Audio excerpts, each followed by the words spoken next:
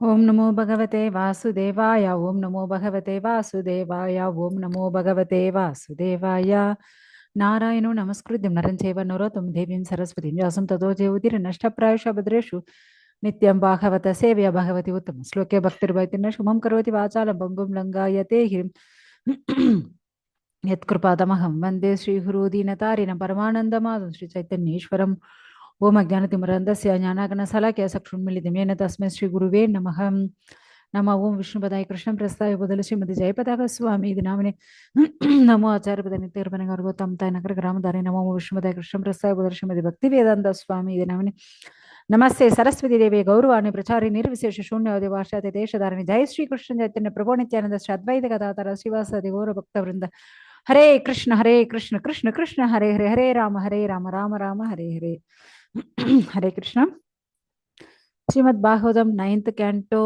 13th chapter ನಿಮಿ ಮಹಾರಾಜನ ವಂಶ.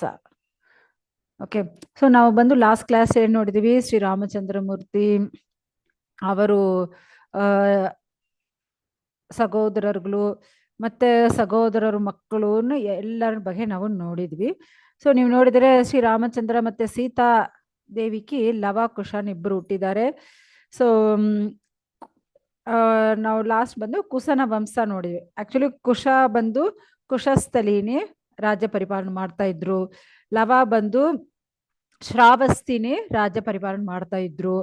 ಮತ್ತೆ ಲಕ್ಷ್ಮಣ ಮಕ್ಕಳು ಇದಾರಲ್ವಾ, ಅಂಗದನು ಅವರು ಬಂದು ಅಂಗದಿಯ ದೇಶನೇ ರಾಜ್ಯ ಪರಿಪಾಲನೆ ಮಾಡ್ತಾ ಇದ್ರು. ಮತ್ತೆ ಚಿತ್ರಕೇತು ಬಂದು ಚಿತ್ರಾಂಗದ ಆ ದೇಶನೇ ರಾಜ್ಯ ಪರಿಪಾಲನೆ ಮಾಡ್ತಾ ಇದ್ರಂತೆ. ಮತ್ತೆ ಭರತನ ಮಕ್ಕಳು ಇದಾರಲ್ವಾ, ದಕ್ಷ ಪುಷ್ಕಲ, ದಕ್ಷ ಬಂದು ದಕ್ಷಶಿಲಾನೇ ರಾಜ್ಯ ಪರಿಪಾಲನೆ ಮಾಡ್ತಾ ಇದ್ರು. ಮತ್ತೆ ಪುಷ್ಕಲ ಬಂದು ಪುಷ್ಕಲಾವರ್ತ ಆ ದೇಶನೇ ರಾಜ್ಯ ಪರಿಪಾಲನೆ ಮಾಡ್ತಾ ಇದ್ರು. ಮತ್ತೆ ಚತುರ್ಗುಣ ಅವ್ರಿಗೆ 2 ಮಕ್ಕಳು, ಸುಬಾಹು ಸುದಸೇನನು. ಸೊ ಸುಬಾಹು ಬಂದು ಮಧುರ ರಾಜ್ಯನೇ ಪರಿಪಾಲನೆ ಮಾಡ್ತಾ ಇದ್ರು. ಮತ್ತೆ ಸುದಸೇನನು ಬಂದು ಅವರಲ್ಲಿ ಶತ್ರುಘಾತಿನೂ ಹೇಳ್ತಾರೆ. ಅವರು ಬಂದು ವೈತೀಸನ್ ಆ ಜಾಗನೇ ರಾಜ್ಯ ಪರಿಪಾಲನೆ ಮಾಡ್ತಾ ಇದ್ರು. ಓಕೆ, ಸೊ ಈ ತರ ಒಬ್ಬೊಬ್ರು ಸೊ ನಾರ್ಮಲ್. ಸೊ ಎಲ್ಲರೂ ಏನ್ ಮಾಡ್ತಾ ಇದ್ದಾರೆ, ಈ ತರ ಆ ದೇಶನೇ ಎಲ್ಲರಿಗೂ ಸಪರೇಟ್ ಮಾಡಿ ಕೊಟ್ಟಿದ್ದಾರೆ. ಸೊ ನಮಗೂ ಬಂದು ಭಾಗವತದಲ್ಲಿ ಕುಶನ ವಂಶ ಬಗ್ಗೆ ನಾವು ಲಾಸ್ಟ್ ಕ್ಲಾಸಲ್ಲಿ ನೋಡಿದೀವಿ. ಸೊ ಇವಾಗ ನೀವು ನೋಡ್ತಾ ಇರೋದು ಏನು ಅಂದ್ರೆ ವೈವಸ್ವತ ಮನು. ಸೊ ವೈವಸ್ವತ ಮನುಕು ಫಸ್ಟ್ ಇಲಾ ಮತ್ತೆ ಅವರೇ ಮತ್ತೆ ಸುದ್ಯುಮ್ನಾಗ ಚೇಂಜ್ ಆಗಿದ್ದಾರೆ, ಮತ್ತೆ ಇಲಾ ಚೇಂಜ್ ಆಗಿದೆ. ಸೊ ಅವರು ಸೊ ಮತ್ತೆ ಆಮೇಲೆ ಅವ್ರಿಗೂ 10 ಮಕ್ಕಳು ಹುಟ್ಟಿದ್ದಾರೆ. ಓಕೆ, ಸೊ ಆವಾಗ ಇಕ್ಷ್ವಾಗು ಫಸ್ಟ್ ಇಕ್ಷ್ವಾಗು ಸೊ ಈ ತರ 10 ಮಕ್ಕಳು ಹುಟ್ಟಿದ್ದಾರೆ. ಆ ಇಕ್ಷ್ವಾಗುಗೂ 100 ಮಕ್ಕಳು. ಯೋಚನೆ ಮಾಡಿ, 100 ಮಕ್ಕಳು. ಸೊ ಆ 100 ಮಕ್ಕಳಲ್ಲಿ ಫಸ್ಟ್ ಮಹಾ ವಿಭೂಷಿ ಅವ್ರ ಬಗ್ಗೆವೇ ನಾವು ಇಷ್ಟು ಅಧ್ಯಾಯಗಳು ನೋಡಿದ್ವಿ. ಇಕ್ಷ್ವಾಗು ಅವರ ಮಹಾ ವಿಭೂಷಿ ಆ ತರ ಒಂದು ದೊಡ್ಡ ಲೈನ್ ಬಂತು. ಅದ ಮಾಂತಾತ, ಸೌಭ, ಹರಿಶ್ಚಂದ್ರ, ಸಗರ, ಭಗೀರಥ. ಸೊ ಈ ತರ ಬಂದು ಆಮೇಲೆ ರಾಮಚಂದ್ರನ ಮಕ್ಕಳು ಇದೆಲ್ಲ ಬಂದು ನಾವು ವಿಭೂಷಿ ಆ ವಂಶಲ್ಲಿ ನೋಡಿದ್ವಿ. ಸೊ ಅದೇ ತರ ಇಲ್ಲಿ ಬಂದು ಇಕ್ಷ್ವಾಹುನ ಸೆಕೆಂಡ್ ಮಗ, ಸೆಕೆಂಡ್ ಸನ್ ಯಾರು ಅಂದ್ರೆ ನಿಮಿ. ಓಕೆ, ಸೊ ಇವಾಗ ಅವರ ವಂಶ ಬಗ್ಗೆ ನಾವು ಈ ಅಧ್ಯಾಯಲ್ಲಿ ನೋಡಬೇಕು. ಆದ್ರೆ ಯೋಚನೆ ಮಾಡ್ಕೊಳ್ಳಿ ಮಾತಾಜಿ, ಇಕ್ಷ್ವಾಗು ವೈವಸ್ವತ ಮನುಕು 10 ಮಕ್ಕಳು, ಅದಕ್ಕೆ ಫಸ್ಟ್ ಒಂದು ಮಗ ಇದ್ರು. ಸೊ ಓಕೆ, ಅವ್ರ ಕದ ಆಲ್ರೆಡಿ ಆಯ್ತು. ಸೊ ಆಮೇಲೆ 10 ಮಕ್ಕಳು ಹುಟ್ಟಿದ್ದಾರೆ, ಪೂರ್ತಿ 11 ಮಕ್ಕಳು. ಈ ತರ ಒಂದೊಂದು ಮಕ್ಕಳು ಬಗ್ಗೆ ನಾವು ಒಂದೊಂದು ಅಧ್ಯಾಯದಲ್ಲಿ ನೋಡಿದ್ವಿ. ಆದ್ರೆ ಇಕ್ಷ್ವಾಗಕ್ಕೂ ನೋಡಿ 100 ಮಕ್ಕಳು ಅಲ್ವಾ. ಆ 100 ಮಕ್ಕಳಕ್ಕೂ ಮಕ್ಕಳು ಹುಟ್ಟಿ ಎಷ್ಟು ದೊಡ್ಡ ವಂಶ ಉತ್ಪತ್ತಿ ಆಯ್ತು ನೋಡಿ ಅಲ್ವಾ. ಸೊ ಇವಾಗ ಇಕ್ಷ್ವಾಗು ಮಗ ನಿಮಿ ಬಗ್ಗೆ ನಾವು ನೋಡಬೇಕು. ಅವರು ಏನ್ ಮಾಡಿದ್ದಾರೆ ಅದ್ರ ಬಗ್ಗೆ ನಾವು ನೋಡೋಣ. ಒಂದು ನಿಮಿಷ ಸ್ಕ್ರೀನ್ ಚೇಂಜ್ ಮಾಡ್ತೀನಿ. ಓಕೆ, ಇವಾಗ ಕಾಣಿಸ್ತಾ ಇದೆಯಾ? ಇಕ್ಷ್ವಾಹು ಮಕ್ಕಳು ವಿಕುಷಿದಿ ನೋಡಿ ಆಯ್ತು. ಇವಾಗ ನಾವು ನಿಮಿ ಬಗೆ ನೋಡಬೇಕು. ಸೊ ಈ ಅಧ್ಯಾಯದಲ್ಲಿ ನಮಗೂ 27 ಶ್ಲೋಕಗಳಿದೆ. ಸೊ ಇಲ್ಲಿ ಬಂದು ಶುಕದೇವ ಗೋಸ್ವಾಮಿ ಪರಿಷತ್ ಕೇಳ್ತಾ ಇದ್ದಾರೆ, ಈ ತರ ಇಕ್ಷ್ವಾಹು ಪುತ್ರ ನಿಮಿ, ಸೊ ಇವರು ಬಂದು ಯಾಗ ಮಾಡಬೇಕು. ಯಾಗ ಮಾಡ್ಬೇಕಂದ್ರೆ ಕುಲಗುರು ಯಾರು? ವಸಿಷ್ಠರು. ಯಾಕಂದ್ರೆ ಇವರೆಲ್ಲ ಸೂರ್ಯಗಳಲ್ವಾ. ಸೊ ಇವರು ಕುಲಗುರು ಯಾರು? ವಸಿಷ್ಠರು. ಸೊ ವಸಿಷ್ಠರು ಆತರ ಹೇಳ್ತಾರೆ, ಸ್ವಾಮಿ ಈ ತರ ಯಜ್ಞ ಮಾಡಬೇಕು ಬನ್ನಿ. ಮತ್ತೆ ಇಲ್ಲ, ನಾ ಬಂದು ಇಂದ್ರನಕ್ಕೂ ಯಜ್ಞ ಮಾಡ್ತೀನಿ ಹೇಳ್ಬಿಟ್ಟಿದ್ದೀನಿ. ಮತ್ತೆ ಅವರ ಯಾಗ ಪೂರ್ತಿ ಆದ್ಮೇಲೆ ಬಂದು ನಿಮ್ಗೆ ಯಜ್ಞ ಮಾಡಿ ಕೊಡ್ತೀನಿ ಹೇಳ್ಬಿಡ್ತಾರೆ. ಮತ್ತೆ ನಿಮಗೆ ಏನ್ ಹೇಳಿಲ್ಲ. ಸರಿ, ಮತ್ತೆ ಗುರು ಬಂದಿಲ್ವೇ? ಮತ್ತೆ ಗುರು ಇಂದ್ರನ ಯಜ್ಞ ಮಾಡಕ್ಕೆ ಅವ್ರು ಹೋಗ್ಬಿಟ್ಟಿದ್ದಾರೆ. ಯಾಕಂದ್ರೆ ಇಂದ್ರನ ಯಜ್ಞ ಮಾಡ್ಲೇಬೇಕು, ನಾವು ಹೋಗ್ಲೇಬೇಕು, ಆ ತರ ಹೇಳ್ಬಿಟ್ಟಿದ್ದಾರೆ ಅವರು.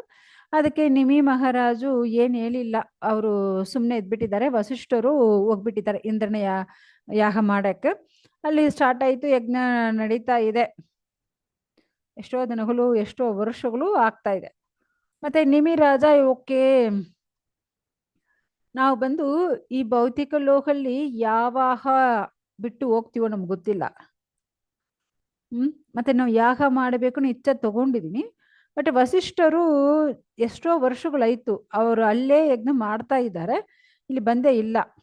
ಸರಿ, ಓಕೆ ನಾವು ಯಜ್ಞ ಮಾಡಬೇಕು, ನಾ ಇಚ್ಛೆ ಇದೆ ಅಲ್ವಾ ಭಗವಂತನಕ್ಕೋಸ್ಕರ. ಸೊ ಮತ್ತೊಂದು ಬ್ರೋಗಿದರ್ನ ಇಟ್ಕೊಂಡು ನಾವು ಬಂದು ಯಜ್ಞ ಮಾಡಿಬಿಡೋಣ, ಅವರು ಯೋಚನೆ ಮಾಡ್ಬಿಡ್ತಾರೆ. ಯಾಕಂದ್ರೆ ನಮ್ಮ ಆಯುಷು ಯಾವಾಗ ನಾಳೆ ಇರುತ್ತಾ ಇಲ್ಲಾಂದ್ರೆ ನೆಕ್ಸ್ಟ್ ನಿಮಿಷ ಇರುತ್ತಾ ಹೇಳಕ್ಕಾಗಲ್ಲ ಅಲ್ವಾ. ಸೊ ಅದಕ್ಕೆ ಅವರು ಆ ತರ ಯೋಚನೆ ಮಾಡಿ, ಓಕೆ ನಾವು ಯಾಗ ಮಾಡ್ಬಿಡೋಣ ಅನ್ನೋ ಅವರು ಯಜ್ಞ ಮಾಡಕ್ಕೆ ಶುರು ಮಾಡ್ಬಿಡ್ತಾರೆ ಮತ್ತೊಂದು ಬ್ರೋಹಿತರನ್ನ ಇಟ್ಕೊಂಡು. ಸೊ ಮತ್ತೆ ಇಲ್ಲಿ ವಸಿಷ್ಠರು ಅಲ್ಲಿ ಯಜ್ಞ ಫಿನಿಶ್ ಆದ್ಮೇಲೆ ಅವರು ಇಲ್ಲಿ ಬರ್ತಾರೆ. ಸೊ ಬರುವಾಗ ಇಲ್ಲಿ ನೋಡಿದರೆ ಮತ್ತೆ ಇರೋ ಬ್ರೋಗಿದರ್ನ ಇಟ್ಕೊಂಡು ನಿಮಿ ಈ ತರ ಯಜ್ಞ ಮಾಡ್ತಾ ಇದ್ರು. ಸೊ ವಸಿಷ್ಠರಿಗೂ ಕೋಪ ಬಂದ್ಬಿಟ್ಟಿದೆ. ಓ, ನಾ ಕುಲಗುರು, ನಮ್ನೆ ಬಿಟ್ಟು ನೀವು ಮತ್ತೆ ಯಾರೋ ಒಂದು ಪಂಡಿತನ್ನೇ ಈ ತರ ಇಟ್ಕೊಂಡು ನೀವು ಯಜ್ಞ ಮಾಡ್ತಾ ಇದೀಯಾ ಅವನು. ಅವ್ರಿಗೂ ಕೋಪ ಬಂದ್ಬಿಟ್ಟಿದೆ. ಆಕ್ಚುಲಿ ಒಂದು ಋಷಿ, ಒಂದು ಬ್ರಾಹ್ಮಣರು ಈ ತರ ಕೋಪ ಮಾಡಬಾರ್ದಲ್ವಾ. ಆದ್ರೆ ಇವ್ರಿಗೂ ಕೋಪ ಬಂದ್ಬಿಟ್ಟಿದೆ. ವಸಿಷ್ಠರಿಗೂ ಕೋಪ ಜಾಸ್ತಿ ಬಂತು. ಕೋಪ ಬಂದು ಏನ್ ಮಾಡಿಬಿಟ್ಟಿದ್ದಾರೆ, ನಿನ್ ದೇಹ ಬಿಡು, ಅದಾದ್ರು ನೀನ್ ಸಾಯಿ ಹೇಳ್ತಾರಲ್ವಾ, ತೀರೋಗು, ಆ ತರ ಶಾಪ ಕೊಟ್ಬಿಡ್ತಾರೆ. ನಾ ಏನೇ ತಪ್ಪು ಮಾಡಿಲ್ವೇ? ತಪ್ಪು ಮಾಡಿದ್ರೆ ಓಕೆ, ನೀವು ನಮ್ಗೆ ಶಾಪ ಕೊಡ್ಬೋದು. ನೀವು ಆ ಸ್ವರ್ಗರಾಜ ಇಂದ್ರ ಜಾಸ್ತಿ ನಿಮ್ಗೂ ಪೊಕ್ಕಿಷಗಳು ಕೊಡ್ತಾನೆ, ಅದಕ್ಕಲ್ವಾ ನೀವು ಅಲ್ಲಿ ಹೋಗಿಬಿಟ್ಟಿದ್ರ. ನಮ್ನ ಈ ತರ ಶಾಪ ಕೊಡ್ತಾ ಇದ್ದೀರಾ, ನಾವು ಬಂದು ಭಗವಂತನಕ್ಕೋಸ್ಕರ ಮಾಡ್ತಾ ಇರೋದು. ನೀವಿಲ್ಲಂದ್ರೆ ಮತ್ತವ್ರು ಬ್ರೋಗಿದರ್ನ ಇಟ್ಕೊಂಡು ನಾವು ಮಾಡಕ್ ಆಗಲ್ವಾ? ನೀವ್ ಯಾಕೆ ಈ ತರ ಶಾಪ ಕೊಡ್ತೀರಾ? ನಮ್ನಿ ಸಾಯಿನ ಹೇಳ್ತಿರಲ್ವಾ, ನೀವು ಸಾಯಿನು ಈ ತರ ಗುರುನೇ ಇವರು ಸಬಿಸ್ಬಿಡ್ತಾರೆ, ತೀರೋಗಿನಿ ಹೇಳ್ಬಿಡ್ತಾರೆ. ಆಕ್ಚುಲಿ ಆತ್ಮಜ್ಞಾನ ಇರೋರು, ಒಂದು ಕುಲ ಬ್ರೋಹಿದರು, ಸೊ ಈ ತರ ಒಂದು ಶಿಷ್ಯರ್ನಿ ಕೋಪ ಬರಬಾರದು, ಕೋಪ ಬಂದು ಈ ತರ ಶಾಪ ಕೊಡಬಾರ್ದು ಅಲ್ವಾ. ಮತ್ತೆ ಈ ತರ ಹೇಳ್ಬಿಟ್ಟಿದ್ದಾರೆ. ವಸಿಷ್ಠರಿಗೂ ಇವಾಗ ಅವರು ಶಾಪ ಕೊಟ್ಟು ಬಿಟ್ಟಿದ್ದಾರೆ, ಮತ್ತೆ ಇವರು ಶಾಪ ಕೊಟ್ಟು ಬಿಟ್ಟಿದ್ದಾರೆ. ಸೊ ಅದರಿಂದ ಏನಾಯ್ತು, ಅಲ್ಲಿ ನಿಮಿ ಮಹಾರಾಜನು ದೇಹ ಬಿಟ್ಬಿಟ್ಟಿದ್ದಾನೆ, ಇಲ್ಲಿ ವಸಿಷ್ಠರು ಋಷಿಯು ದೇಹ ಬಿಟ್ಬಿಟ್ಟಿದ್ದಾರೆ. ಅಂಡರ್ಸ್ಟ್ಯಾಂಡ್ ಆಯ್ತಾ? ಸೊ ಇವಾಗ ಇಬ್ಬರು ದೇಹ ಬಿಟ್ಟಿದ್ದಾರೆ. ಮತ್ತೆ ನಿಮಿ ಚಕ್ರವರ್ತಿ ಯಜ್ಞ ನಡೀತಾ ಇದಲ್ವಾ, ಸೊ ಅವ್ರ ದೇಹನೇ ಒಂದು ತೈಲಲ್ಲಿ ಹಾಕಿ ಅವರು ದೇಹನೇ ರಕ್ಷಣೆ ಮಾಡ್ತಾ ಇದ್ದಾರೆ. ಸೊ ಆಕ್ಚುಲಿ ನೀವು ವಸಿಷ್ಠರು ನೋಡಿದ್ರೆ ಅವರು ಬಂದು ಇದು ಬಂದು ನಮಗೂ ಶಿವಪುರಾಣಲ್ಲಿ ಇರುತ್ತೆ, ಭಾಗವದಲ್ಲಿ ಕೊಟ್ಟಿದ್ದಾರೆ, ಮತ್ತೆ ಅದೇ ತರ ರಾಮಾಯಣಲ್ಲಿ ಬಾಲಕಾಂಡಲ್ಲಿ ಕೊಟ್ಟಿದ್ದಾರೆ, ಬ್ರಹ್ಮಾಂಡ ಪುರಾಣಲ್ಲಿ ಹೇಳಿರ್ತಾರೆ. ಸೊ ಏನ್ ಹೇಳಿದ್ದಾರೆ ಅದ್ರ ಬಗ್ಗೆ ನಾವು ನೋಡೋಣ. ಸೊ ಈ ತರ ವಸಿಷ್ಠರು 3 ಟೈಮ್ ಅವರು ಈ ತರ ಹುಟ್ಟಿದಾರಂತೆ. ಸೊ ಫಸ್ಟ್ ಟೈಮು ಅವರು ಬಂದು ಬ್ರಹ್ಮನ ಮಗವಾಗ ಹುಟ್ಟಿ ಆವಾಗ ಮರೀಚಿ, ಅತ್ರಿ, ಪುಲಸರು, ಪುಲಹಿಯರು ಈ ತರ ಅವರ ಜೊತೆಯಲ್ಲಿ ಎಷ್ಟೋ ಋಷಿಗಳನ್ನು ಬ್ರಹ್ಮ ಬಂದು ಸೃಷ್ಟಿ ಮಾಡಿದ್ದಾರೆ ವಸಿಷ್ಠರ ಜೊತೆಯಲ್ಲಿ. ಓಕೆ, ಸೊ ಮತ್ತೆ ಆವಾಗ ಅವರ ಹೆಂಡತಿ ಬಂದು ಅರುಂಧತಿ ಅಂತೆ. ಓಕೆ, ಆವಾಗ ಅವ್ರಿಗೂ ಮಕ್ಕಳು ಬಂದು ಚಿತ್ರಕೇದು, ಸುರೋಷಿ, ವಿರಜಾನ್, ಮಿತ್ರನ್, ಉಳ್ಬಣನ್, ಸೊ ಈ ತರ ದ್ಯುಮಾನ್, ಸೊ ಈ ತರ ಮಕ್ಕಳೆಲ್ಲ ಹುಟ್ಟಿದ್ದಾರೆ. ಇದೆಲ್ಲ ಬಂದು ನಮಗೂ ಬ್ರಹ್ಮಾಂಡ ಪುರಾಣ 3rd ಕ್ಯಾಂಟೋ ಅಂಡ್ ಫಸ್ಟ್ ಚಾಪ್ಟರ್ ಅಲ್ಲಿ ಇದ್ರ ಬಗ್ಗೆ ನಮಗೂ ಹೇಳಿರುತ್ತಾರೆ. ಸೊ ದಕ್ಷ ಯಜ್ಞ ನಡೀತಲ್ವಾ, ಸೊ ಆವಾಗ ವೀರಭದ್ರರು ಎಷ್ಟೋ ಋಷಿಗಳನ್ನ ಸಾಯಿಸಿದಾರಂತೆ. ಆವಾಗ ಇವ್ರಿಗೂ ಆ ಟೈಮಲ್ಲಿ ಇವ್ರಿಗೂ ಏನೋ ಆಗಿದೆ ಏನೋ ಅಲ್ಲಿ ನಮಗೂ ಕೊಟ್ಟಿದ್ದಾರೆ. ಓಕೆ, ಅವಾಗ ಇವರು ತೀರೋಗಿದ್ದಾರಂತೆ. ಸೊ ಮತ್ತೆ ಇವರು ಬಂದು ಮತ್ತೆ ಬ್ರಹ್ಮ ಬಂದು ಇವರನ್ನ ಸೃಷ್ಟಿಸ್ತಾರಂತೆ. ಇದು ಬಂದು ಸೆಕೆಂಡ್ ಮನು, ಸೆಕೆಂಡ್ ಇಲ್ಲ, ಸಾಕ್ಷುಷ ಮನು ಅಂದ್ರೆ 6th ಮನು ಅಲ್ವಾ. ಸೊ 6th ಸಾಕ್ಷುಷ ಮನು ಆ ಕಾಲದಲ್ಲಿ ಮತ್ತೆ ಬ್ರಹ್ಮ ವಸಿಷ್ಠನ ಸೃಷ್ಟಿಸ್ತಾರೆ. ಆ ತರ ಸೃಷ್ಟಿಸುವಾಗ ಆವಾಗ ಇವ್ರಿಗೂ ಬಂದು ಇದು ಬಂದು ನಮಗೆ ದೇವಿ ಭಾಗವದಲ್ಲಿ ಇರುತ್ತೆ. ಸೊ ಆಕಾಶಮಾಲ ಅವ್ರ ಹೆಂಡತಿ ಹೆಸರು ಅದ ಅರುಂಧತಿ ಬಂದು ಈ ಜನ್ಮಲ್ಲಿ ಆಕಾಶಮಾಲವಾಗ ಹುಟ್ಟಿರುತ್ತಾರೆ. ಸೊ ಅವ್ರನ್ನ ಮದುವೆ ಮಾಡ್ಕೊಳ್ತಾರೆ. ಓಕೆ, ಮತ್ತೆ ಆ ವಸಿಷ್ಠರು ರಾಮಚಂದ್ರರು, ಸೊ ಆ ಸ್ಟೋರಿ ಎಲ್ಲ ನಡೀತಾ ಇತ್ತಲ್ವಾ. ಸೊ ಆವಾಗ ಈ ಸೆಕೆಂಡ್ ಟೈಮ್ ಅವರು ತಗೊಂಡಿದ್ರು. ಸೊ ಆ ವಸಿಷ್ಠರೇ ಇದ್ರು, ಸೆಕೆಂಡ್ ಟೈಮ್ ಹುಟ್ಟಿರೋ ವಸಿಷ್ಠರು ಇದ್ರು. ಆದ್ರೆ ಇವಾಗ ಏನಾಗಿದೆ, ನಿಮಿ ಚಕ್ರವರ್ತಿ ಶಾಪ ಕೊಟ್ಟಿದಾರಲ್ವಾ, ಆ ಶಾಪ ಕೊಟ್ಟಿದ ಆ ಟೈಮ್ ಅವರು ಮತ್ತೆ ಶರೀರ ಹೋಯ್ತು. ಓಕೆ, ಸೊ ಇದು ಬಂದು ನಮಗೂ ಶ್ರೀಮದ್ Bhagavatam 9th ಕ್ಯಾಂಟೋ 13th chapter 6th ಶ್ಲೋಕಲ್ಲಿ ನಮಗೂ ಬಂದಿದೆ. ಸೊ ಮತ್ತೆ ಇವಾಗ 3rd ಜನ್ಮ ಅವರು ತಗೋಬೇಕು. ನಮ್ಗೆ ಬಂದು ರುದ್ರ ಸಂಹಿತ ಅಲ್ಲಿ ಬಂದು ಸತಿಕಾಂಡ ಚಾಪ್ಟರ್ 2 ಅಲ್ಲಿ ಇದ್ರ ಬಗ್ಗೆ ನಮಗೂ ಹೇಳಿರ್ತಾರೆ. ಸೊ ಇಷ್ಟು ಪುರಾಣಗಳಲ್ಲಿ ಇಷ್ಟು ಸಂಹಿತೆಯಲ್ಲಿ ನಮ್ಗೆ ಕೊಟ್ಟಿದ್ದಾರೆ. ಸೊ ಮತ್ತೆ ವಸಿಷ್ಠರು ಇವಾಗ 3rd ಟೈಮ್ ಮತ್ತೆ ಜನ್ಮ ತಗೋತಾರೆ. ಯಾವ ತರ ತಗೊಳ್ತಾರೆ ಅಂದ್ರೆ, ಇಲ್ಲಿ ಬಂದು ನಿಮಿ ರಾಜ ಶಾಪ ಕೊಟ್ಟಿದ್ದು ಎಂದು ವಸಿಷ್ಠರು ಶರೀರ ಬಿಟ್ಟಿದ್ದಾರೆ. ಸೊ ಆದ್ರೆ ಇಲ್ಲಿ ಬಂದು ಮಿತ್ರ ಮತ್ತೆ ವರುಣ ಇಬ್ರು ಊರ್ವಶಿನಿ ನೋಡ್ತಾರಂತೆ. ಸೊ ಊರ್ವಶಿನಿ ನೋಡೋ ಅವಶ್ಯಕತೆ ಇವ್ರಿಗೂ ಸಿಕ್ಬಿಟ್ಟಿದೆ. ಆದ್ರೆ ಇಬ್ಬರು ಅಷ್ಟೊಂದು ಪರಾಕ್ರಮಶಾಲಿಗಳು, ದೇವರುಗಳು. ಆದ್ರೆ ಆ ಊರ್ವಶಿನಿ ಸೌಂದರ್ಯ ನೋಡಿದ ಕ್ಷಣ ಇವ್ರಿಗೂ ಆ ತರ ಏನಾಗಿಬಿಟ್ಟಿದೆ, ವೀರ್ಯ ಆಚೆ ಬಂದ್ಬಿಡುತ್ತೆ. ಇಬ್ಬರಿಗೂ ವೀರ್ಯ ಆಚೆ ಬಂದ್ಬಿಡುತ್ತೆ. ಸೊ ಆ ವೀರ್ಯನಿ ಒಂದು ಏನು ಒಂದು ಪಾಟಲ್ಲಿ ಹಾಕಿ ಇಟ್ಟಿರ್ತಾರೆ. ಸೊ ಇದು ಬಂದು ನಮಗೂ ರುದ್ರ ಸಂಹಿತೆಯಲ್ಲಿ ಏನ್ ಹೇಳಿದ್ದಾರೆ, ಈ ತರ ಅವರು ಆ ಪಾಟಲ್ಲಿ ಇಟ್ಟಿದಾರಲ್ವಾ. ಸೊ ಆವಾಗ ಆ ಮತ್ತೆ ಮಿತ್ರ ಮತ್ತೆ ವರುಣ ಅಲ್ವಾ. ಸೊ ಆ ಇಬ್ಬರು ವೀರ್ಯ ಆ ಪಾಟ್ ಒಳಗಡೆ ಇಟ್ಟಿರ್ತಾರೆ. ಆ ವೀರ್ಯ ಇಂದು ವಸಿಷ್ಠರು ಹುಟ್ಟಿದ್ದಾರೆ, ಅಗಸ್ತ್ಯರು ಹುಟ್ಟಿದ್ದಾರೆ. ಓಕೆ, ಸೊ ಆ ತರ ಇಬ್ಬರು ಒಟ್ಟಿಗೆ ಹುಟ್ಟಿದ್ದಾರೆ. ಆದ್ರೆ ಇವರಿಬ್ಬರು ಯಾರ ಮಕ್ಕಳು ಅಲ್ಲಿ ಹೇಳಿಲ್ಲ. ಆದ್ರೆ ಅವರಿಬ್ಬರು ವೀರ್ಯ ಒಂದೇ ಪಾಟಲ್ಲಿ ಅವರು ಇಟ್ಟಿರುವಾಗ ಆ ಕಳಸದಿಂದ ಈ ತರ ವಸಿಷ್ಠರು ಬಂದಿದ್ದಾರೆ, ಮತ್ತೆ 3rd ಜನ್ಮ ಮತ್ತೆ ಇಲ್ಲಿ ಬಂದು ಇವರು ಹುಟ್ಟಿದ್ದಾರೆ. ಸೊ ಈ ವಸಿಷ್ಠರು ಇವಾಗ 3rd ಟೈಮ್ ಇವರು ಜನ್ಮ ತಗೊಂಡಿದ್ದಾರಲ್ವಾ. ಇವರ ಹೆಂಡತಿಯು ಅರುಂಧತಿ, ಮತ್ತೆ ಅವರೇ ಮತ್ತೆ ಬಂದು ಹುಡ್ತಾರೆ. ಸೊ ಇವರಿಗೆ ಬಂದು 100 ಮಕ್ಕಳು, ಫಸ್ಟ್ ಮಹಾಶಕ್ತಿ. ಸೊ ಇದೆಲ್ಲ ಬಂದ್ರೆ ನಮ್ಗೂ ರಾಮಾಯಣ ಬಾಲಕಾಂಡಲ್ಲಿ ಇರುತ್ತೆ. ಓಕೆ, ಇವಾಗ ನಾವು ಮತ್ತೆ ಏನಾಯ್ತು ಅದ್ರ ಬಗ್ಗೆ ನೋಡೋಣ. ಮತ್ತೆ ಈ ಋಷಿಗಳ ಸ್ಟೋರಿ ಇಲ್ಲೇ ನಾವು ಸ್ಟಾಪ್ ಮಾಡಿಬಿಡೋಣ. ಸೊ ಇವಾಗ ಋಷಿ ಮತ್ತೆ 3rd ಬರ್ತ್ ತಗೊಂಡ್ಬಿಟ್ಟಿದ್ದಾರೆ, ನೆಕ್ಸ್ಟ್ ಒಂದು ಬರ್ತ್. ಸೊ ಅದೇ ತರ ನಿಮಿ ಚಕ್ರವರ್ತಿಯು ಶರೀರ ಬಿಟ್ಟಿದಾರಲ್ವಾ. ಅವರು ಶರೀರ ಈ ತರ ವಾಸನೆ ದ್ರವ್ಯ ಆ ಥರ ಅಲ್ಲಿ ಇಟ್ಟಿರುತ್ತಾರೆ.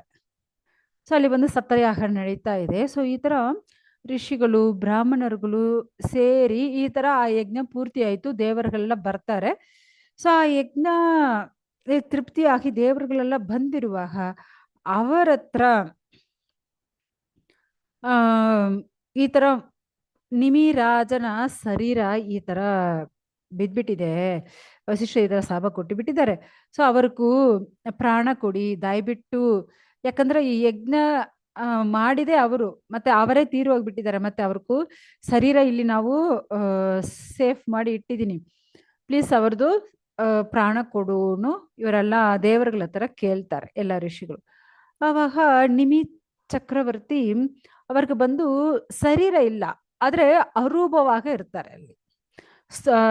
ಸ್ಥೂಲ ಶರೀರ ಇಲ್ಲ, ಸೂಕ್ಷ್ಮ ಶರೀರಲ್ಲಿ ಇದ್ದಾರೆ ಅಲ್ಲಿ. ಸೊ ಅವ್ರು ಬಂದು ಮತ್ತೆ ನಮ್ಗೂ ಒಂದು ಜಡ ಶರೀರ ಸ್ಥೂಲ ಶರೀರ ಕೊಡ್ತೀರಾ? ಅಯ್ಯೋ ಸ್ವಾಮಿ ನಮ್ಗೆ ಬೇಡ. ಮತ್ತೆ ಒಂದು ಸ್ಥೂಲ ಶರೀರ ತಗೊಂಡು ಮತ್ತೆ ನಾವು ಕರ್ಮ ಕಾಂಡ ಕೆಲಸಗಳೆಲ್ಲ ಮಾಡ್ತಾ ಇರ್ಬೇಕು, ನಮ್ಗೆ ಅದು ಬೇಡ. ನಾವು ಭಕ್ತನು, ನಾ ಈ ತರನೇ ಭಗವನ್ನ ನೆನೆಸ್ಕೊಂಡು ನಾ ಭಕ್ತಿ ಮಾಡ್ತಾ ಇರ್ತೀನಿ. ಯಾಕಂದ್ರೆ ಶರೀರ ಇದ್ರೆ ನಮಗೂ ಕರ್ಮಕಾಂಡ ಆಕ್ಟಿವಿಟೀಸ್ ಮಾಡ್ಲೇಬೇಕು ಇಲ್ವಾ? ಸೊ ನಾವು ಇಲ್ಲ, ನಾವು ಬಂದು ಭಗವಂತನಿಗೆ ಸೇವೆ ಈ ತರ ಮಾಡ್ತೀನಿ, ನಮಗೂ ಮತ್ತೆ ಒಂದು ಶರೀರ ಬೇಡ ಅನ್ನು ಹೇಳ್ತಾರೆ. ಯಾಕಂದ್ರೆ ನೋಡಿ, ಎಲ್ಲರೂ ಶರೀರ ಬಿಡ್ತಾರೆ. ಯಾರು ಈ ಶರೀರ ಇಟ್ಕೊಂಡಿರಕ್ಕಾಗಲ್ಲ. ಒಂದು ವ್ಯಾಧಿ ಬರುತ್ತೆ, ಇಲ್ಲ ಮುದುಕತನ ಬರುತ್ತೆ, ಇಲ್ಲ ಅಂದ್ರೆ ಏನೋ ಒಂದು ಪ್ರಾಬ್ಲಮ್ಸ್ ಬರುತ್ತೆ. ಅವಾಗ ಎಲ್ಲರೂ ಶರೀರ ಬಿಡ್ಲೇಬೇಕು. ಯಾರೊಬ್ರು ಈ ಶರೀರ ಇಟ್ಕೊಂಡಿರಕ್ಕಾಗಲ್ಲ ಅಲ್ವಾ? ಬಟ್ ಆದ್ರೆ ಇವ್ರದ್ದು ನೋಡಿ, ಅವರ ಶರೀರ ಮನಸ್ಸು ಬುದ್ಧಿ ಮಾತಾಡೋದು ಎಲ್ಲ ಅವರು ಕೃಷ್ಣ ಸೇವೆಯಲ್ಲೇ ಮಾಡ್ತಾ ಇರ್ಬೇಕು. ನಮಗೂ ಈ ಶರೀರ ಇಟ್ಕೊಂಡು ಮತ್ತೆ ಕರ್ಮಕಾಂಡ, ಯಾಕಂದ್ರೆ ರಾಜ ಅಂದ್ರೆ ರಾಜನ ಕೆಲಸಗಳು ಮಾಡ್ತಾ ಇರ್ಬೇಕಲ್ವ, ಅದೆಲ್ಲ ಬಿಟ್ಟು ನಾವು ಆರಾಮ್ ಭಕ್ತಿ ಮಾಡ್ತಾ ಇರ್ಬೇಕು ಅವ್ರಿಗೂ ಅನ್ಸ್ಬಿಟ್ಟಿದೆ. ಅದಕ್ಕೆ ನಮಗೂ ಬೇಡ, ಶರೀರ ಬೇಡ ಅಂತ ಹೇಳ್ತಾ ಇದ್ದಾರೆ ಅವರು. ಇವಾಗ ಒಂದು ಆ ಬೆಕ್ಕು, ಕ್ಯಾಟ್ ಅಲ್ವಾ? ಸೊ ಆ ಬೆಕ್ಕು ಅದು ಬೇಬೀಸ್ನ ಯಾವ ತರ ಎತ್ಕೊಂಡು ಹೋಗುತ್ತೆ. ಸೊ ಇಲ್ಲಿ ನೀರ್ ಬಂದ್ಬಿಟ್ಟಿದೆ. ಸೊ ಅವಾಗ ಆ ಬೆಕ್ಕು ಏನ್ ಮಾಡುತ್ತಂತೆ, ಅದು ಬೇಬೀಸ್ನಿ ಬಾಯಿಲಿ ಎತ್ಕೊಂಡು ಹೋಗಿ ಮತ್ತೆ ಎಲ್ಲಿ ಸೇಫ್ ಆಗಿದೋ ಆ ಜಾಗದಲ್ಲಿ ಇಟ್ಕೊಂಡ್ಬಿಡುತ್ತೆ. ಸೊ ಅದೇ ತರ ಅದೇ ಬೆಕ್ಕು ಮತ್ತೆ ಆ ಇಲಿನಿ ಅದೇ ತರ ಬಾಯಿಲಿ ಎತ್ಕೊಂಡು ಹೋಗುತ್ತೆ. ಆದ್ರೆ ಪ್ರೀತಿಯಿಂದ ಯಾರನ್ನ ಎತ್ಕೊಂಡು ಹೋಗುತ್ತೆ? ಅದು ಮಹುನೇ ಪ್ರೀತಿಯಿಂದ ಎತ್ಕೊಂಡು ಹೋಗುತ್ತೆ. ಅದೇ ಇಲಿನಿ ಯಾವ ತರ ಎತ್ಕೊಂಡು ಹೋಗುತ್ತೆ? ಅದಕ್ಕೂ ನರಕ ವೇದನೆ, ಯಾಕಂದ್ರೆ ಅದು ತಿನ್ಬೇಕಲ್ವಾ, ತಿನ್ನಕ್ಕೋಸ್ಕರ ಅಷ್ಟು ನರಕ ವೇದನೆಯಲ್ಲಿ ಎತ್ಕೊಂಡು ಹೋಗುತ್ತೆ. ಸೊ ಆ ತರ ಎಲ್ಲರೂ ಈ ಭೌತಿಕ ಲೋಕದಲ್ಲಿ ಶರೀರ ಬಿಡ್ತಾರೆ. ಆದ್ರೆ ನಮ್ನಿ ಭಗವಂತ ಭಕ್ತನಾಗಿರೋನು ಯಾವ ತರ ಎತ್ಕೊಂಡು ಹೋಗ್ತಾನೆ, ಯಾರೆಲ್ಲ ಭಕ್ತರು ಅಲ್ವೋ ಅವ್ರನ್ನ ಯಾವ ತರ ಎತ್ಕೊಂಡು ಹೋಗ್ತಾರೇನು ಇವಾಗ ನಮ್ಗೂ ಗೊತ್ತಾಗುತ್ತೆ. ಯಾಕಂದ್ರೆ ಯಾರೆಲ್ಲ ಭಕ್ತರಲ್ವೋ ಅವ್ರಿಗೂ ಯಮ ಕಿಂಕರ ಬಂದು, ಯಮಧರ್ಮರಾಜ ಯಮ ಕಿಂಕರಗಳು ಬಂದು ಎತ್ಕೊಂಡು ಹೋಗ್ತಾರೆ. ಅದೇ ಭಕ್ತರಾಗಿರೋರ್ಗೂ ವಿಷ್ಣು ದೂತರುಗಳು ಬಂದು ಎತ್ಕೊಂಡು ಹೋಗ್ತಾರೆ ಅಷ್ಟೇ.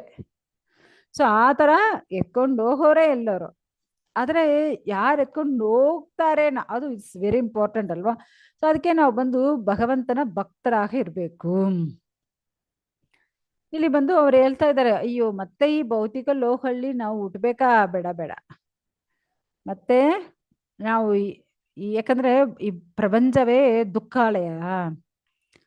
ಯಾಕಂದ್ರೆ ಒಂದು ಫಿಶ್ ಮೀನು ಅದು ಸಂತೋಷವಾಗಿರುತ್ತಾ? ಖಂಡಿತ ಇಲ್ಲ. ಯಾಕಂದ್ರೆ ಅದು ನೀರಲ್ಲೇ ಇರ್ಬೇಕು.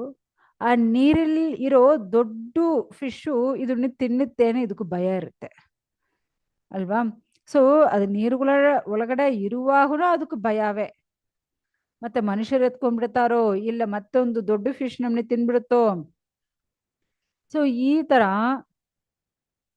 ಅದು ಆ ನೀರ್ ಬಿಟ್ಟು ಆಚೆ ಬರಕ್ಕೂ ಆಗಲ್ಲ. ಸೊ ಈ ತರ ಯಾವಾಗ ಏನ್ ಆಗುತ್ತೋ ಅಂದ್ರ ಆ ಮರಣ ಭಯ ಅನ್ನೋದು ಅದಕ್ಕೂ ಇರುತ್ತೆ. ಆಕ್ಚುಲಿ ನೀವು ನೋಡಿದರೆ ಜೀವೋ ಜೀವಸ್ಯ ಜೀವನಂ ಏನು ಅಂದ್ರೆ ಆ ಅದಾವುದು ಕೈ ಇಲ್ಲದ ಒಂದು ಜೀವರಾಶಿ, ಕೈ ಇರೋ ಒಂದು ಜೀವರಾಶಿ ಬಂದು ಕೈ ಇಲ್ಲದ ಜೀವರಾಶಿ ತಿನ್ಬಿಡುತ್ತೆ. ಕಾಲಿಲ್ಲದ ಜೀವರಾಶಿನಿ ಮಿರುಗಗಳು, 4 ಕಾಲಿರೋ ಮಿರುಗಗಳು ಬಂದು ತಿನ್ನುತ್ತೆ. ಸೊ ಈ ತರ ಸ್ಟ್ರಾಂಗೇ ಇಲ್ಲ, ವೆರಿ ವೀಕ್ ಆಗಿ ಒಂದು ಜೀವರಾಶಿ ಇದೆ. ಅದನ್ನ ಬಂದು ಒಂದು ಸ್ಟ್ರಾಂಗ್ ಆಗಿ ಇರೋ ಜೀವರಾಶಿ ತಿನ್ನುತ್ತೆ. ಸೊ ಅದೇ ಜೀವೋ ಜೀವಸ್ಯ ಜೀವನ. ಓಕೆ, ಸೊ ಈ ತರ ಒಂದು ಮಿರುಗ ಮತ್ತೊಂದು ಮಿರುಗಕ್ಕೂ, ಒಂದು ವಸ್ತು ಮತ್ತೊಂದು ಜೀವನಕ್ಕೂ ಏನು ಊಟ ಆಗುತ್ತೆ. ಆದ್ರೆ ಈ ಭೌತಿಕ ಲೋಕಲ್ಲಿ ಜನ್ಮ ಮೃತ್ಯು ಜರಾ ವ್ಯಾಧಿ ಈ ಸೈಕಲ್ ಒಳಗಡೆ ಹರಿಂ ವಿನಾ ನೈವ ಶ್ರುತಿಂ ತರಂತಿ ಭಕ್ತ. ಸೊ ಭಕ್ತನು ಏನ್ ಮಾಡಬೇಕಂತ, ಈ ಜನ್ಮ ಮೃತ್ಯು ಜರಾ ವ್ಯಾಧಿ ಈ ಚಕ್ರ ಒಳಗಡೆಯಿಂದ ಬಿಡುಗಡೆ ಆಗಬೇಕು ಯಾರು ಅನ್ಕೊಳ್ತಾರೋ ಅವರು ಆ ಕೃಷ್ಣ ಭಕ್ತರು ಮಾತ್ರ ಬಿಡುಗಡೆ ಆಗ್ತಾರಂತೆ. ಯಾರೊಬ್ಬನು ಕೃಷ್ಣನ ಕಮಲದ ಊದರ ಇರೋ ಆ ಪಾದಲ್ಲಿ ಶರಣಾಗತರಾಗ್ತಾರೋ ಅವರು ಈ ಜನ್ಮ ಮೃತ್ಯು ಜರಾ ವ್ಯಾಧಿ ಈ ಚಕ್ರ ಒಳಗಡೆ ಬರಲ್ಲಂತೆ, ಅವರು ಆಚೆ ಹೋಗ್ತಾರೆ. ಸೊ ಆ ತರ ಇರುವಾಗ ನಾವ್ ಏನ್ ಮಾಡಬೇಕು, ಮತ್ತೆ ಮತ್ತೆ ಈ ಚಕ್ರ ಒಳಗಡೆ ಸುತ್ತಾಡಬೇಕಾ, ಇಲ್ಲಂದ್ರೆ ಈ ಚಕ್ರ ಇಂದು ಬಿಡುಗಡೆ ಆಗಬೇಕಾ ಅನ್ನೋ ತೀರ್ಮಾನ ಮಾಡೋದು ಯಾರು? ನಾವೇ. ಮತ್ತೆ ಇಲ್ಲಿ ಬಂದು ದೇವರುಗಳು ಹೇಳ್ತಾ ಇದ್ದಾರೆ, ಓ ನಿಮಿರಾಜ, ನಿಮ್ಗೂ ಜಡ ಶರೀರ ಬೇಡ ಅನ್ನುವಾಗ, ಆದ್ರೆ ನೀವು ಬಂದು ಭಗವಂತನ ಅಂತರಂಗ ಸಖಾವಾಗ ಇದ್ದು ಯಾವಾಗ ನೀವು ಭಕ್ತಿ ಮಾಡ್ತಾ ಇರಿ. ಯಾಕಂದ್ರೆ ಸಾಮಾನ್ಯ ಮನುಷ್ಯರು ಪಂಚಭೂತ ಮಾಡಿರೋ ಶರೀರ ಎಂದು ಮತ್ತೋರು ಒಬ್ಬರು ನಮ್ನ ನೋಡಕ್ಕಾಗತ್ತೆ. ಮತ್ತೆ ಇರೋರೆಲ್ಲರೂ ನಮ್ಗೆ ಶರೀರ ಇದ್ರೆ ನೋಡಕ್ಕಾಗುತ್ತೆ, ಇಲ್ಲಂದ್ರೆ ನಮಗೂ ಶರೀರ ಇಲ್ಲ ಅಂದ್ರೆ ಯಾರು ನಮ್ನ ನೋಡಕ್ಕಾಗಲ್ಲ ಅಲ್ವಾ. ಸೊ ಆ ತರ ಓಕೆ, ನಿಮ್ಗೂ ಆ ತರ ಶರೀರ ಸ್ಥೂಲ ಶರೀರ ಬೇಡ ಅನ್ನುವ, ಓಕೆ ನೀವು ಸೂಕ್ಷ್ಮ ಶರೀರಲ್ಲೇ ಇದ್ದು ನೀವು ನಿಮ್ ಭಕ್ತಿನಿ ಮಾಡ್ತಾ ಇರಿ ನೀವು ಹೇಳ್ಬಿಡ್ತಾರೆ. ಯಾಕಂದ್ರೆ ಅವರು ಯಾಕಂದ್ರೆ ನಮ್ದು ಸ್ಥೂಲ ಶರೀರ ಪಂಚಭೂತದಿಂದ ಮಾಡಿರೋದು, ಅದೇ ಸೂಕ್ಷ್ಮ ಶರೀರ ಮನಸ್ಸು ಬುದ್ಧಿ ಅಹಂಕಾರ ಅಲ್ವಾ. ಸೊ ಆ ಮನಸ್ಸು ಬುದ್ಧಿ ಅಹಂಕಾರ ಇಟ್ಕೊಂಡು ಅವರು ಯಾವಾಗ ಭಗವಂತನ ಭಕ್ತಿ ಮಾಡ್ತಾ ಇದ್ದಾರೆ. ಅವರು ಇವಾಗ ಏನಾಯ್ತು, ರಾಜ ಶರೀರ ಬಿಟ್ಟಿದ್ದಾರೆ, ನಿಮಿರಾಜ ಶರೀರ ಬಿಟ್ಟಿದ್ದಾರೆ. ಸೊ ರಾಜ ಇಲ್ಲ ಅಂದ್ರೆ ಆ ರಾಜ್ಯ ಏನಾಗುತ್ತೆ ಯೋಚನೆ ಮಾಡಿ. ಕೊಳ್ಳೆಯೊಡೆಯೋರು, ಮತ್ತೆ ವಿರೋಧಿಗಳು, ರಾಜನ ಮತ್ತೊಂದು ದೇಶದ ರಾಜ, ಈ ರಾಜನ ವಿರೋಧಿಗಳು. ಸೊ ಈ ತರ ಎಲ್ಲ ಬಂದು ಆ ರಾಜ್ಯನ ಆಕ್ರಮಣ ಮಾಡಕ್ ನೋಡ್ತಾರೆ. ಸೊ ಈ ತರ ಅಲ್ಲಿರೋ ಋಷಿಗಳು ಬ್ರಾಹ್ಮಣರುಗಳು ಎಲ್ಲ ಅಯ್ಯೋ ಈ ನಿಮಿರಾಜಕ್ಕೂ ಒಂದು ಮಗ ಇಲ್ಲ, ಮತ್ತೆ ಇವರು ಶರೀರ ತಗೊಳಕ್ಕೆ ಇಷ್ಟ ಇಲ್ಲ ಹೇಳ್ಬಿಟ್ಟಿದ್ದಾರೆ, ಮತ್ತೆ ಇವರು ಮಗ ಇದ್ರಲ್ವಾ ಈ ರಾಜ್ಯ ಪರಿಪಾಲನೆ ಮಾಡಕ್ಕೆ ಯೋಚನೆ ಮಾಡ್ತಾರೆ. ಆದ್ರೆ ಇವರ ಶರೀರ ಇಲ್ಲಿ ಇದೆ ಅಲ್ವಾ, ಅವರ ರಕ್ಷಣೆ ಮಾಡಿ ಇಟ್ಟಿದ್ದಾರಲ್ವಾ, ಮತ್ತೆ ಅವರೇನ್ ಮಾಡ್ತಾರೆ, ಆ ಶರೀರಾನಿ ಚಿಲುಕಿಸ್ತಾರಂತೆ. ಆ ಶರೀರಾನಿ ಏನ್ ಮಾಡ್ತಾರೆ, ಅವರು ಚಿಲುಕಿಸ್ತಾರೆ. ಸೊ ಆ ತರ ಚಿಲುಕಿಸುವಾಗ ಏನಾಗುತ್ತೆ, ಜನಕರನ್ನು ಒಬ್ರು ಹುಡ್ತಾರೆ. ಯಾಕಂದ್ರೆ ಅವರು ತಂದೆ ಶರೀರಲ್ಲಿ ಪ್ರಾಣ ಇಲ್ಲ, ಆದ್ರೆ ಇವಾಗ ಆ ಶರೀರ ಚಿಲುಕಿಸುವಾಗ ಅದು ಇಂದು ಒಂದು ಮಗು, ಭಗವಂತನ ಅನುಗ್ರಹ ಇಂದು ಒಂದು ಮಗು ಜನಕರನ್ನು ಒಬ್ರು ಹುಟ್ಟುತ್ತಾರೆ. ಆಕ್ಚುಲಿ ಈ ಮೃತ ಶರೀರ ಇಂದು ಅವರು ಹುಟ್ಟಿದಾರಲ್ವ, ಅದಕ್ಕೆ ಅವ್ರಿಗೂ ವೈದೇಹರ್ನು ಹೆಸರು. ಮತ್ತೆ ಅವ್ರಿಗೂ ಮಿಥಿಲಾ ಅನ್ನೋ ಹೆಸರಿದೆ ಅಂತ. ಸೊ ನೋಡಿ, ಒಬ್ಬನಿಗೆ ಜನಕ, ವೈದೇಹರು, ಮಿಥಿಲಾ ಅನ್ನೋ ಹೆಸರು ಬಂದಿದೆ. ಸೊ ಇವರೇ ಆ ಮಿಥಿಲಾ ದೇಶನ ರಾಜ್ಯ ಪರಿಪಾಲನೆ ಮಾಡಿದೆ. ಇವಾಗ ನೋಡಿ, ಮಿಥಿಲಾ ದೇಶ ಇದೆ ಅಲ್ವಾ, ಯಾರು ಜನಕ್ಪುರಿ, ಮಿಥಿಲಾ ದೇಶ ಯಾರು ಹುಟ್ಟಿದ್ದಾರೆ ನಮ್ಗೆ ಗೊತ್ತು, ನಮ್ ಸೀತಮ್ಮ ಹುಟ್ಟಿದ್ದಾರೆ. ಆ ಸೀತಾದೇವಿ ಹುಟ್ಟಿದ ಆ ಜಾಗನೇ ಫಸ್ಟು ಯಾರು ರಾಜ್ಯ ಪರಿಪಾಲನೆ ಮಾಡ್ತಾ ಇದ್ರು? ನಿಮಿ.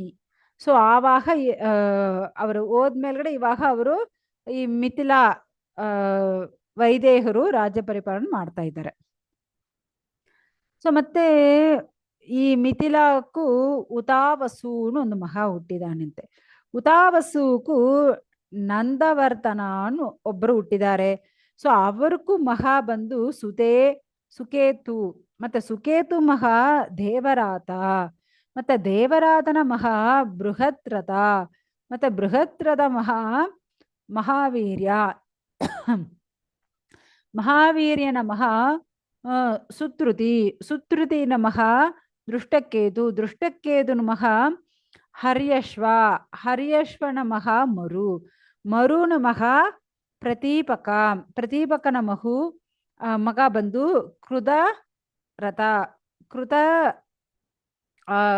ಕೃತರಥ ಅವರು ಮಹಾ ಬಂದು ದೇವಮೀಟ. ಸೊ ದೇವಮೀಟನ ಮಹಾ ಬಂದು ವಿಸೃತ ಮಹಾ ಬಂದು ಮಹಾತೃತಿ. ಸೊ ಈ ತರ ಅವರ ವಂಶ ಹೋಗ್ತಾ ಇದೆ. ಮಹಾತೃತಿನ ಮಹಾ ಬಂದು ಕೃತಿರಾಧ. ಸೊ ಮತ್ತೆ ಕೃತಿರಾಧನ ಮಹಾ ಬಂದು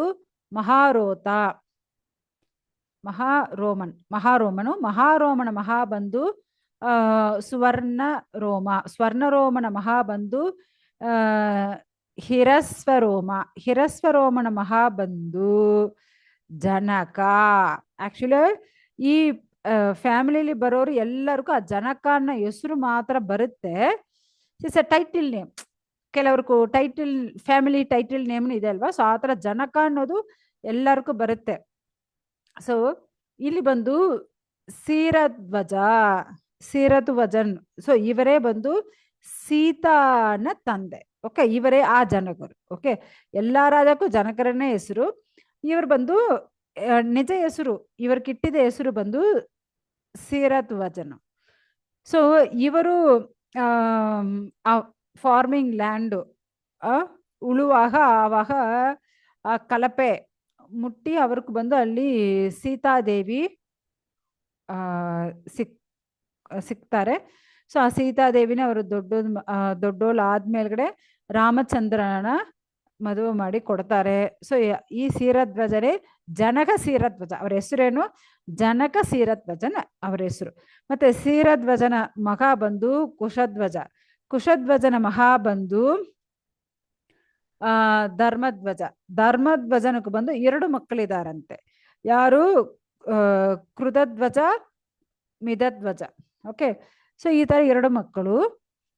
ಪರೀಕ್ಷಿತ್ತು ಈ ಕೃತಧ್ವಜ ಮಗ ಇದಾನಲ್ವಾ, ಕೇಸಿಧ್ವಜ, ಅವನು ಬಂದು ಅಷ್ಟೊಂದು ಏನೋ ಒಳ್ಳೆ ಕ್ರಿಯೆಗಳು, ಆಧ್ಯಾತ್ಮಿಕ ಕೆಲಸಗಳು, ಜ್ಞಾನ ಅಷ್ಟು ಚೆನ್ನಾಗಿರುತ್ತೆ ಅಂತೆ. ಮತ್ತೆ ಮಿತಧ್ವಜ ಅವರ ಮಹಾ ಬಂದು ಈ ತರ ವೇದ ಕರ್ಮಕಾಂಡ ಆಕ್ಟಿವಿಸ್ ಎಲ್ಲ ಮಾಡ್ತಾನಂತೆ. ಬಟ್ ಒಬ್ಬರು ಆಧ್ಯಾತ್ಮಿಕವಾಗಿದ್ದಾರೆ, ಒಬ್ಬರು ಕರ್ಮಕಾಂಡ ಆಕ್ಟಿವಿಟೀಸ್ ಮಾಡ್ತಾರೆ. ಸೊ ಕಾಂಡಿಗ್ಯನು ಏನ್ ಮಾಡ್ತಾನೆ?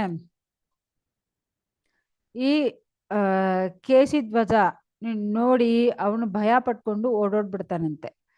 ಸೊ ಈ ತರ ಕೇಶಿಧ್ವಜನು ಮಗ ಬಂದು ಬಾಣುಮಾನ್ ಮಗ ಬಂದು ಸದತ್ಯುಮ್ನನು. ಸೊ ಈ ತರ ಅವ್ರ ವಂಶ ಹೋಗ್ತಾ ಇದೆ. ಸದತ್ಯುಮ್ನನು ಮಗ ಯಾರು ಅಂದ್ರೆ ಸುಸಿ ಮಗ ಸುನಧ್ವಜನ ಮಹಾ ಬಂದು ಊರ್ಜಕೇತು. ಸೊ ಊರ್ಜಕೇತುನು ಮಹಾ ಅಜನು ಮಹಾ ಪುರುಜಿತ್ತಿನ ಮಹಾ ಅರಿಷ್ಟನೇಮಿ. ಮತ್ತೆ ಅರಿಷ್ಟನೇಮಿ ಮಹಾ ಬಂದು ಶ್ರುತಾಯು ಮಹಾ ಸುಪಾಸ್ವಕನು ಮಹಾ ಬಂದು ರತನೆ ಮಹಾ ಬಂದು ಸುಭಾಸ್ವಕ ಮಹಾ ಬಂದು ಚಿತ್ರರಥನೆ. ಓಕೆ, ಚಿತ್ರರಥನ ಮಹಾ ಬಂದು ಕ್ಷೇಮಾತಿ. ಸೊ ಇವರು ಬಂದು ಆ ಮಿಥಿಲಾ ರಾಜವಾಗ ಇದ್ರು. ಕ್ಷೇಮಾವತಿ ಮಹಾ ಬಂದು ಸಮರಥನು ಮಹಾ ಬಂದು ಸತ್ಯರಥನು ಮಹಾ ಬಂದು ಉಪಕುರುನು ಮಹಾ ಬಂದು ಉಪಗುಪ್ತನು. ಉಪಗುಪ್ತ ಇವರು ಬಂದು ಆ ಅಗ್ನಿದೇವನ ಒಂದು ಅಂಗವಾಗಿ ಇದ್ದಾರೆ, ಅಷ್ಟೊಂದು ತೇಜಸ್ಸು. ಓಕೆ. ಮತ್ತೆ ಆ ಉಪಗುಪ್ತನ ಮಹಾಬಂಧು ವಸ್ವನಂದನು. ವಸ್ವನಂದನ ಮಹಾಬಂಧು ಯುಯುಧನು. ಯುಯುಧನ್ ಮಹಾಬಂಧು ಸುಭಾಕ್ಷಣನು. ಸುಭಾಕ್ಷಣನ ಮಹಾಬಂಧು ಶ್ರುತನ ಮಹಾಬಂಧು ಜಯನು. ಜಯನ ಮಹಾ ವಿಜಯನು. ವಿಜಯನು ಮಹಾ ಋತನು. ಋತನು ಮಹಾ ಸುಣಕನು. ಸುಣಕನು ಮಹಾ ವೀದಹಸ್ಯನು. ವೀದಹಸ್ಯನು ಮಹಾ ತ್ರುತಿನ ಮಹಾ ಬಹುಲಾಸ್ವ. ಸೊ ಈ ಬಹುಲಾಸ್ವನ ಕೃತಿನ್ ಮಹಾವಸಿ. ಈ ಬಹುಲಾಸ್ವ ಯಾರು ನಿಮ್ಗೆ ಆಲ್ರೆಡಿ ಗೊತ್ತು. ಓಕೆ, ನಾವು ಇದು ಫಸ್ಟ್ ಫಿನಿಶ್ ಮಾಡಿಬಿಡೋಣ. ಸೊ ಈ ತರ ಅವರು ವಂಶ ಅಷ್ಟು ದೊಡ್ಡದಾಯಿತು. ಸೊ ಇವರೆಲ್ಲ ಯಾವೊಂದು ಭೌತಿಕ ಆಸೆ ಇರಲ್ಲ, ಭೌತಿಕ ಆಸೆ ಇಲ್ಲ, ಆ ತರ ಅವರೆಲ್ಲ ಭಕ್ತಿ ಮಾಡ್ತಾ ಇದ್ರು ಯಾವಾಗ. ಯಾಕಂದ್ರೆ ಭಗವಂತನ ಭಕ್ತಿ ಸೇವೆ ಒಂದೇ ಅವರು ಜೀವನವಾಗಿತ್ತು.